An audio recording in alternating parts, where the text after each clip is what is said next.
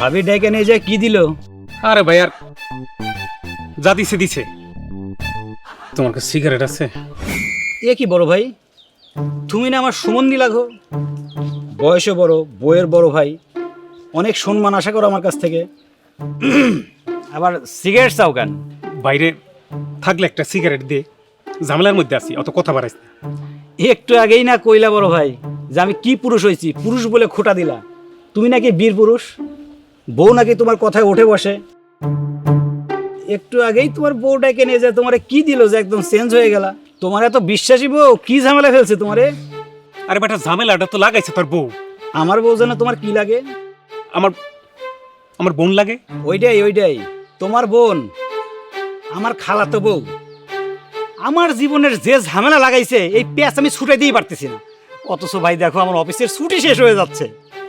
বাইরে থাকলে একটা সিগারেট দে, এত কথা শোনার সময় আমার নাই, দুইজনের ঝামেলার মধ্যে আছি।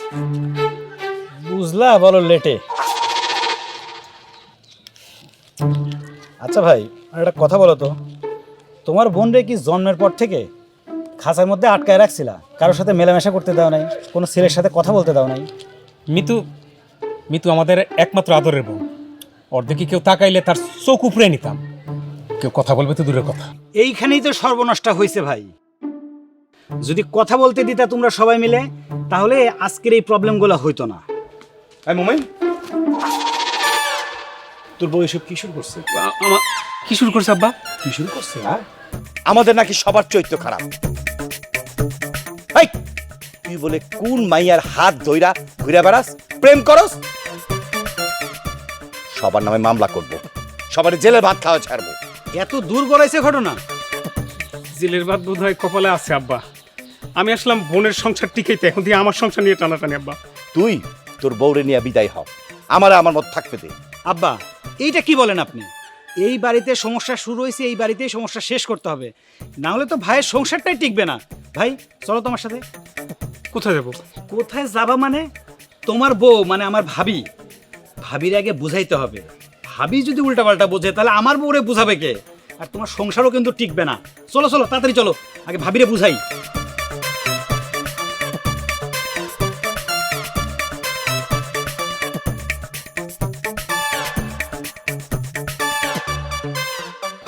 এক মাইয়ারে বিয়া দিয়া যে কি যন্ত্রণার মধ্যে আছি আল্লাহ জানে। বিয়া না দিতাম সেটা ভালো ছিল। ম্যাচটাও তো নিলাম না। আবির, আবির, এই জামাই, এই তুমি কেমন বলো তো? আমার ননদ প্রেগনেন্ট আর তাহলে তুমি তালাক দিতে চাও? তুমি কি আমার শ্বশুর বাড়ির লোকদের মতো খারাপ হইছো? বৌমা কথা ঠিক মতো বলো। আমি কিন্তু মরিনি, এখনো বেঁচে আছি, আমি তোমার মুরব্বী। জি, আপনি মুরব্বি দেখেই তো সবগুলো নষ্ট করছেন, নিজেও নষ্ট হয়েছেন। আপনার মেয়ের জামাই মেয়েকে তালাক দিতে চায় আর আপনি কি করেন? তাকে নিয়ে টই টই করে ঘুরে বেড়ান, তাকে কিছু বলেন না কেন? এই তুমি জানো কিছু? সবকিছু না জেনে না শুনে 14 গোষ্ঠী দিয়ে গালাগালি করতেছে কেন? মিতু কি কি ঘটনা এই বাড়িতে ঘটাইছে তুমি জানো? আমি যেটুকু জানি, হ্যাঁ সেটুকু আমি হজম করতে পারতেছি না, বুঝছো? তোমাকে মাইরা তোমারে পিটায়া আমি হজম করবো। এই থামেন তো সব, কি শুরু করছেন?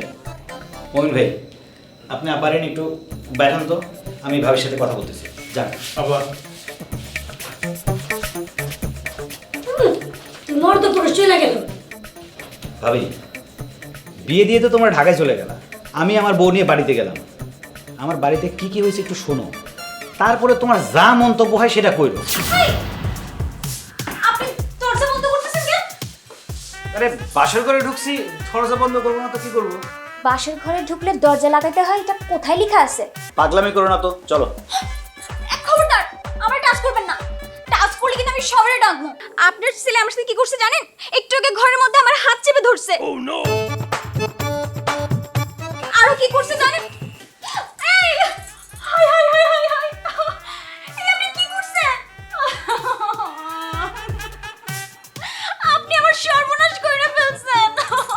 হাই হাই হাই, চলো এখন ঘরে চলো, ব্যাগ কই? খবরদার ভাইজান, তুমি ভাবির কোনো কিছু ধরবা না, তোমার চরিত্র খারাপ। তুমি যদি ভাবির কোনো কিছু ধরো তাহলে ভাবিরও চরিত্র খারাপ হয়ে যাবো। সরো তুমি। এই যে চুরি, হ্যাঁ এই যে চুরি, এই চুরি সব সময় আমার সাথে রাখি।